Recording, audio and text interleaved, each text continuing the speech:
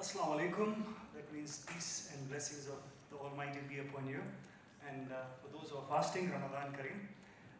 It's a blessed month for fasting, and I pray that all our prayers are being accepted and there's blessings for all of us.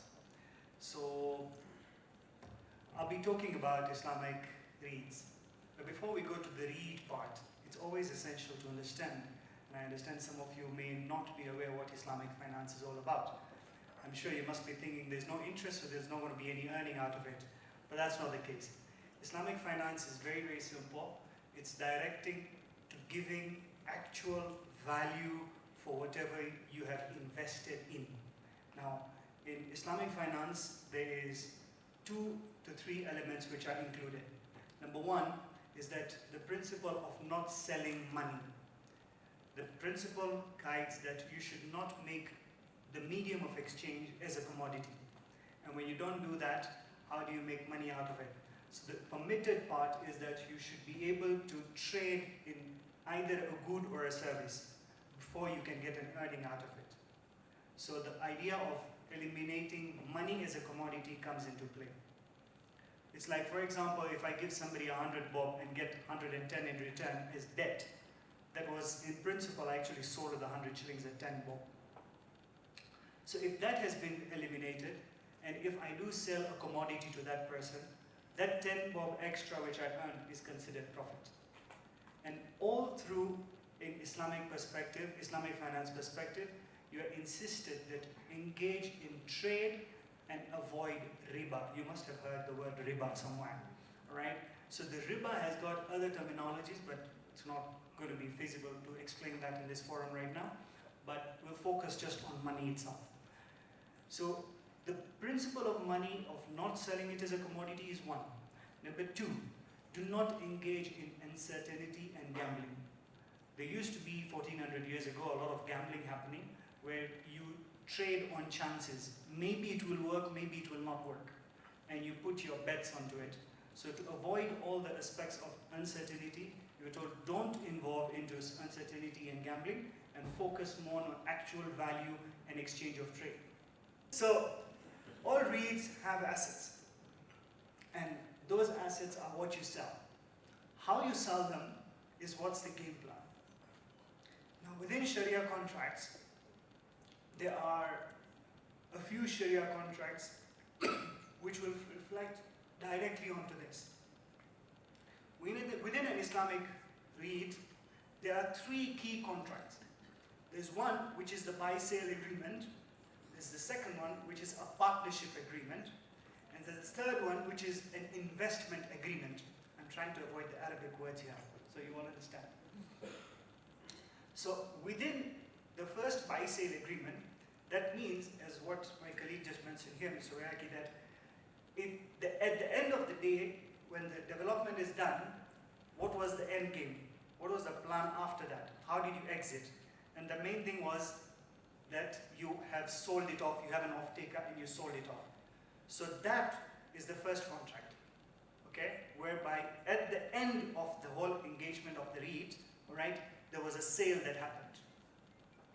The second part is where you have a partnership, that you have part of it giving in revenue to the REIT or the I-REIT, and part of it being generated for the unit investors, okay? Now we also mentioned the third part whereby either you're selling the unit price or the unit itself, or you're selling shares. The moment you change into shareholding of that whole REIT process, that switches into the third contract, which is the partnership, which is the investment contract. This is where the equity and the returns on investment do come in. Okay, I believe we have very many professionals around here from that perspective. I don't need to explain that. But within this perspective, which you see here, the only different aspect which you see is the dark blue cubic up on the left. That is your Sharia committee. Every engagement within an Islamic REIT needs and must have a Sharia board or a Sharia auditor. This drives the whole monitoring process whereby there is no diversion of funds or investment of funds into non-compliant investments where they would generate non-halal returns. I'm not saying haram returns, but non-halal returns. So there's a difference between that. Okay? Now, this is a typical REIT within the Islamic finance perspective. What you see here is there is the key element of lesser and lessee. Okay? When the Islamic REIT happens under the lease principle, there's also the lease principle which enters under the partnership agreement, that some of it was owned by the REIT, the promoter, and some of it is now owned by the unit investors. Now when the two combine in, this is what the layout happens, and the process flow of funds happens in what has been mentioned in those numbering points.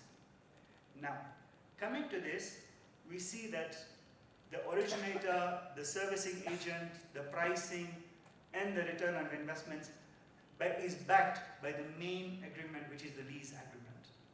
And in Arabic version or the compliance version, it is called Ijara, I-J-A-R-A. You can write it down, I-J-A-R-A. This is the common REITs which are happening around the world. There's also the other type of REITs which happen under the buy-sale agreement, right? There are others which happen on the agency agreement, whereby the promoter is just a custodian, all right? And the custodian now invests into different units. It may not be his own units, but it can be in other different units or other different investments which are not specifically owned by him, okay? And the returns of investment are returned back to the investors.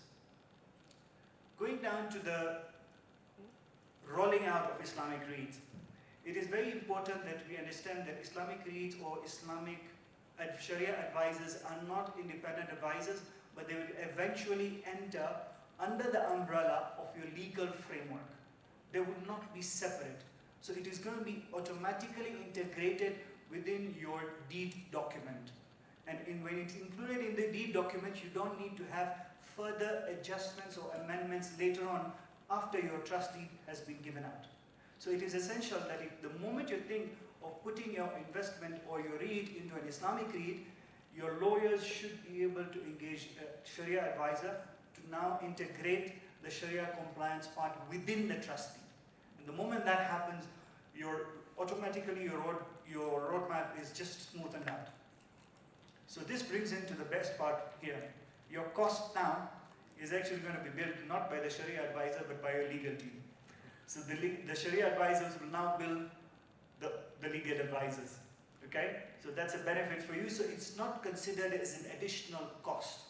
Normally, we always presume that because Islamic REITs are a separate, different, extra wheel adjusted into the REIT, it's going to be an additional cost. But it's not the case. It's always adjusted within your legal fees and your legal framework. The key element within the Islamic REIT is going to be, it has to be the regulatory compliance. It's not only the setup of the REIT, but it's also the continuous monitoring of the REIT. Then when the funds are received, where they are placed, how they are placed, which investments which investment vehicle is generating what type, okay? And then subsequently pushing those funds into fruit for the unit investors. Also looking at the type of assets you have invested in, okay? Where the permissibility of investment into real estate has been given by Sharia that approximately, or the ceiling which has been permitted is 20% of your asset, right? Now your returns on investments or return from that asset or basically the rent has been permitted to be 20% to be non-compliant. If your Islamic REIT has a maximum of 20% non-compliant return on investments, that means that your tenancy is either a casino, a bar, a bank, etc., a conventional bank, then the total of that, of your total revenue, only 20% should be permitted within that perspective. If it has been given within that, or if the returns are only 20%, then your REIT becomes compliant. If it goes more than that, then there is non-compliance permissibility to it. And that will force you to, if you're sticking to specifically Islamic REITs, then that additional income has to be sent out into charity. Okay? So those are the few guidelines which need to be looked into. So when we're looking at funding and financing, yes, we can look at equity, which is basic shareholding. It enters into the investment contract. You can looking at debt financing, which you can look at any type of borrowing, okay, but has to be again biased to more than whatever you are trying to borrow has to be from a Sharia compliant bank or a Sharia compliant lender, okay. And the costs which you're looking at have to be looked at into perspectives that you're not overspending into non-compliant costs as well. Your distribution and profit distribution, your frequency. If the Sharia principle states that whatever you have stated on that specific contract or the trust deed, it has to comply to the dot, to the word. If you say on the 15th of every month you will be returning or sending in the unit investments and the rental incomes for the units, it has to be on the 15th. You cannot violate that, okay? And any violation has a cost to it, and that cost implication will direct funds not into the benefit of the REIT promoter or the REIT manager, but it will be directed into charity. So this brings us to the last statement, which I was just mentioning to a friend just a few minutes ago, is that you do have a very, very key leeway of getting free funds in an Islamic REIT, which will be cost-free. And that has been permitted by the Islamic Sharia scholars, is that you can include that under endowment, which principles lies on two things. One, you either have an educational setup within your REIT, or two, you have a health or medical facility within your REIT. The moment you do that, the cost of that whole setup will be catered for under endowment, which the terminology which is used in the Islamic perspective is WAQF, Waqf. You must have heard about the Waqf Commission somewhere within the newspaper. So Waqf is the endowment perspective and permits you to get funds, all right, for these two key elements, which is health and education. And those funds actually happen to be cost-free. Now the benefit is that Muslims believe that the moment I put money on Waqf, it is actually going to be generating more blessings for me, and it's a continuous charity. It's not a one-off. Okay? So the distribution mechanism is that all the investor communications has to be on the dot, depending and subject to the type of contract you have gone into. If you have gone into a partnership contract, every moment you pay out, all right, or the unit investor is paying in, there has to be a communication in place, all through, especially in a partnership contract. So if you've gone into the partnership contract within the Islamic REITs, the communication has to be extremely transparent. Your returns have to be given in due time, as I said. You're also looking at benchmarking. Whatever you say as the floor and the ceiling, you mention it, whatever you mention it within the deed has to be complied by. And also not forgetting that wherever the risk elements are involved, they should be also taken into consideration. I can see my friend here looking at me a little differently with time. All right, so coming down the last slide, Islamic REITs are expected to grow. There's a lot of funds around the world going into Islamic financial investments. Currently, Islamic finance is considered to be a $3 trillion industry, leveraging on all different aspects. So Islamic finance is not Islamic bank or Islamic insurance only. Islamic finance is touching everything we do in finance today. Thank you so much, and I hope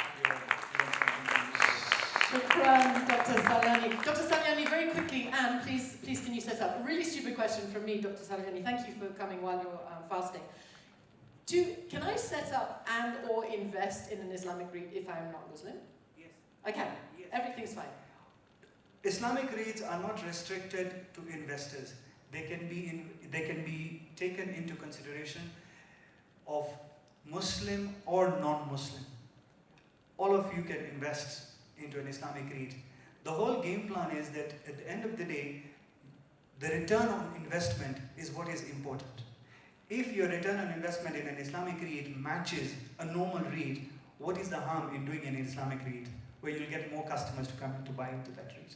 Yay! Thank you so much. Okay, and you're up. Short, sharp, concise. Let's do this. Okay, thank you. And good afternoon or good morning. Good afternoon. Yes. Okay.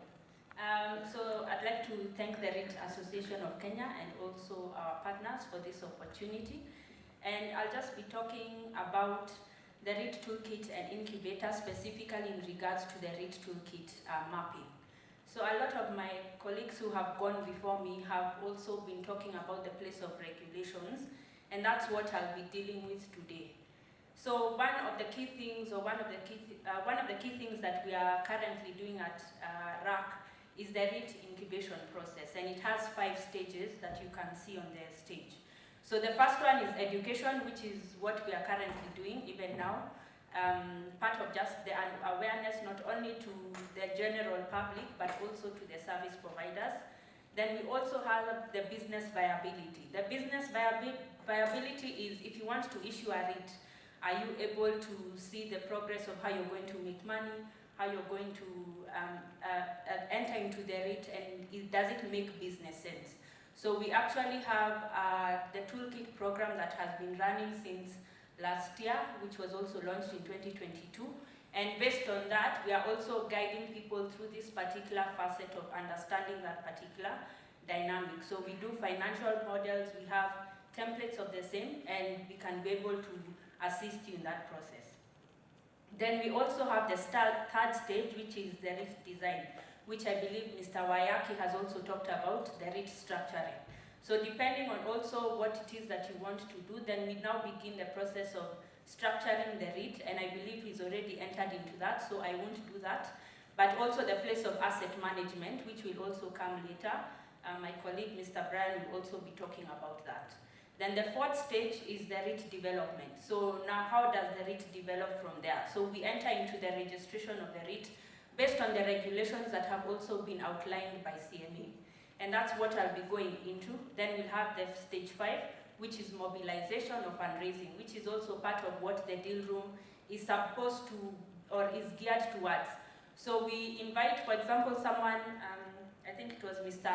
Karaoke, who mentioned in the morning about the need for trustees and the need for pensioners to be aware of the REIT and how they can invest in the REIT. So we also bring about now forums where we'll be able to bring fundraisers of capital to be able to meet the REIT sector so that now they can collaborate. Okay? So in regards to the REIT toolkit, we started the REIT toolkit, and this was simply a breakdown of all the documents that were required to actually issue a REIT. Because the main aim, as Mr. Zorava said earlier, was to be able to bring about the development of the REIT sector in Kenya to 1.6 trillion. And because of that, then we needed to streamline the process better. I believe even with the different examples that have gone forth, you have seen there's been a lot of improvement even in terms of how REITs are issued. We started with maybe 5 years, we went down to 2 years, and we've seen progress even in terms of the registration process being streamlined. But now we wanted to make it even better. So what we have done is we have looked at the regulations done by CMA, and based on that, we have also broken down the different documents that are required. So for example, the REIT manager application. So we have looked at the different documents that are required and mapped them to an index on the REIT manager application. So that means that, for example, for whoever wants to issue a REIT, when the CMA or the NSE look at your document, they're able to see that Appendix 1 is Certificate of Incorporation. Appendix 2 is this and this. So it becomes also outlined in a way that they're able to follow through with the different things that are required in the regulations. And this will assist because then you're not also looking at one document, looking at another document, missing out information. There's a lot of back and forth that has been there before, and we want to also remove that back and forth. So that's what we have done. Not only with the REIT manager application, with the content trustee deed, with the REIT trustee application, all those applications have already been mapped to what specific documents are required in those particular applications. So you'll see on the slide, you have the name of the different documents, you have the stages, so based on also the incubation stage, you'll know what particular requirements or what particular documents are required, and then now you can map it now to the REIT manager application. Then we also have folder mapping. So based on that, we've also put down folders where certain documents are found or certain templates are found, so that now it also becomes easier to do so. So for the certificate of incorporation, it has particular documents. So for example, that would fall under the important company documents that you require to be able to map, to be able to present to CMA and to NSE. Then the benefits for this, as I said, is so that we can have faster and easier completion of applications. I know that we have approximately 6 companies who are interested in actually launching a REIT, currently in the incubator program, and you'll hear some of them in the REIT deal room later on in the afternoon. So you'll find that this is also what they are utilizing. So when we look at the mapping, you also, what I would say is that Mr. Zoraga, who will also be sharing later on in the REIT deal room, has also been using this. So we started it at the basic draft level, but then as he continues to develop his documents, he's also streamlining the process and the mapping. So it becomes more practical even for those incubatees who come into the REIT incubator program. The second thing is that it will also be easier for the regulators, I believe also NSE, and for the CMA to be able to follow through with the application. Because you find that a lot of the times you have a lot of unnecessary, but if you have a structure in how you're supposed to present the documents, then you'll find it shouldn't be that long. The NSE actually said that they usually take approximately a month to go through the documentation, and maybe for CMA it could also be approximately within that time. So ensuring that the process is streamlined enables that to take place effectively. So currently, we have developed the mapping and the appendix. So far, we have also developed the folder structure, and we are currently actually had a meeting with NSE a few weeks back in regards to this, and then they gave their input and we are supposed to update that, and then we are also supposed to have a meeting with CMA to also streamline it. I believe one of the things that will also benefit through this particular program is that we will be able to also streamline in terms of the number of documents that are required. Because you find a lot of it is repeated information. So if you need just one aspect, so why repeat the same thing over and over? So I believe this mapping process will also help to streamline that aspect of registration. So we look forward also to the incubators the people in the incubator program having an easier time, and even for those who are still yet to come. So thank you. Back to you, Ms. David. Thank you, Anne. Very, very, very good. All right, Angie. Please come and set up. And very, very quickly, of course, thank you to the Joint Capital Markets Program at the World Bank Group for helping and meaning that we can all do all of this. But when is the deadline? When is this all going to be ready? Is that a really stupid question? You know, I need deadlines, I need timelines, I need coffee, not so much. When is this all going to be done? Okay, so, sorry. Hello? Oh. So for the mapping program, we are hoping to be done by the next workshop. And it should be open to the public, especially that one, because then it will make the process of registration easier. So you're talking about day 2 of this one in April? Yes, day 2. April 25th. Mark in your calendars. Angie, let's go. Good afternoon, everyone. So today we will be discussing the two of the advisors who would be involved in a REIT process, one of them being the legal advisor and the other one being the transaction advisor. I don't think I want to delve too much into the role of the legal advisor, which was addressed by my senior, Mr. Mwega. But long and short is that the legal advisor is your transaction lawyer throughout the whole process. They will do the drafting of those, so all the contractual documents within the REIT process. They are also tasked with the due diligence process of the property, and also of the parties within the transaction. They are also the ones who are going to be monitoring compliance of the up to the point when it's launched. The transaction advisor, on the other hand, is the primary advisor for purposes of listing. So in that case, they are the ones who are going to undertake the promotion of the REIT itself to ensure that it is it garners a lot of the publicity that it needs, and so that it is able to also attract investors.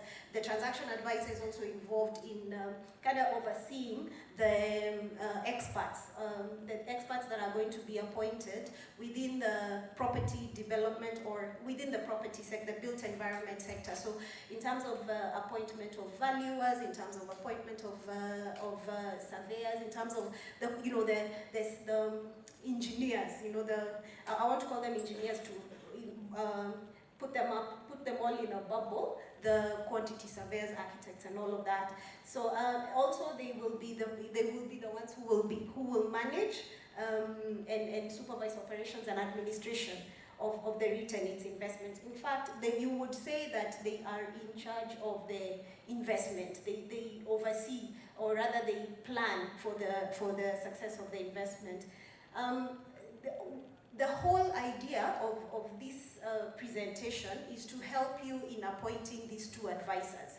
And how then do you go into the development of terms of reference for them in your appointment process?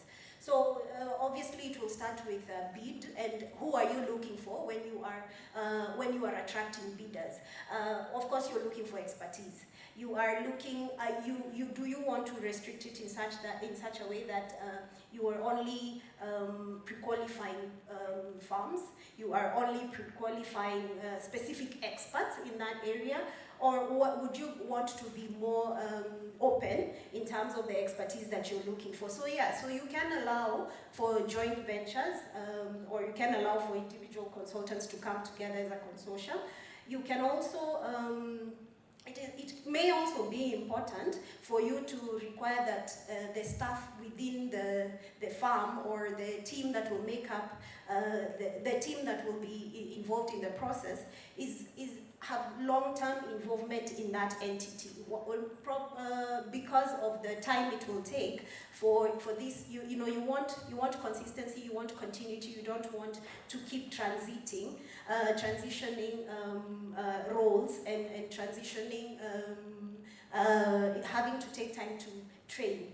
In terms of, if you are taking up affiliates or if you are taking up new staff. You would also want to use local competence. One of the things that would be allowed if in the event that you're creating joint ventures is probably a consideration of having bids coming in from out of the jurisdiction, out of the local jurisdiction. But then again, we're an emerging market in terms of REITs, and so it is possible that yes, there may be expertise that may be out of a jurisdiction, but that should not be a limitation on incorporation of local expertise. In any event, what we have always been talking about as a country is tech transfer. And we want to ensure that at the end of the day, at the end of every REIT transaction, or at the end of every process that has led to a successful launch of another REIT, there has been local competence that has been developed. So you will then also require, just like in any other bid, that the bidders respond with a proposal, a technical and a financial proposal. All of them, either way, whether you opt for a firm or whether you opt for an individual consultant, they must show demonstrated expertise. Demonstrated expertise does not mean that they were specifically involved in structuring a REIT or advising a REIT, but they could have been involved in the financial services sector. So if they can show a broad understanding of how this would work, it shouldn't be a disqualifying factor that they have not been involved in a REIT structuring. So yes, so it is possible for you to pre-qualify a firm to require that only firms can apply, and obviously again goes back into expertise. Or you may require individuals. You may invite individuals to apply for the bid. And when you allow individuals to come in, obviously again they need to show that they have experience in the preferably in the financial services sector. The methodology that is developed in responding to a technical proposal, again, it has to be relevant to the bid, or rather the promotion of the REIT. It has to be innovative, and it has to be feasible for the intended purpose. The thing, I don't know, some of you may have responded to bids, and one of the things that you will notice is that there is always a part of that TOR that invites you to suggest things that were left out. Pretty much because it is not always known to the promoter or the one or the pre-qualifier everything that they need. So when you are proposing solutions, or you are proposing additional considerations within that process, all the more for your score, for your eventual score. So it's also important for you to, when you're reading the bid, you're also noting what is it they left out, and what is it the pre-qualifier left out, and how can you compensate for that. Part of that would include after-sale service. What can you do afterwards to value add for your client, because essentially as an advisor, the REIT would be your client. With regard to the fees, it needs to be full and final. So you are foreseeing all your costs, and like our friend Salyani has said, if it's an Islamic REIT, then who is meeting the cost of, who is meeting any cost of Sharia compliance? It is the advisor. So, of course, and I say this because for lawyers, we don't offer free service, especially in commercial transactions. We don't offer free service. So, of course, for any expert that we bring into the team, we will bill for it. Whether they are paid is a different question. So again, obviously taxes are your own. You will need to factor all of those expenses in your bid. Key clauses in agreements. This will go into both the transaction advice. Remember, we're talking about the agreements appointing the advisors. So in this regard, I don't want to go into every one of them. I just want to highlight two things, or a few things. On assignment, it is, you want to check you want to be conscious of what exactly can be assigned. How between the REIT itself and the transaction advisor or the legal advisor, is there leeway for an assignment of any assignment, meaning transferring rights and obligations within a contract. So you may choose as a transaction advisor or a legal advisor that the benefits, benefits can be redirected anywhere, somewhere else. Rather, fees can be redirected somewhere else. Or you could choose that at some point you may assign roles to. Why are you smiling? I'm just wondering whether I'm going to sing you off stage or carry on. Sorry. So yeah, so assignment could be also an assignment of roles to affiliates. You will consider that whether or not consent will be required for that assignment to be done. So it has to be pre-approved. Indemnity is also the other thing that I wanted. The reason why indemnity would be in this in the agreement is to determine to what extent the parties can be held liable for the professional work that they are doing. If the launch of the REIT is not successful, it is not the fault of the advisor. They have to be paid their dues. It is not the fault of the advisor.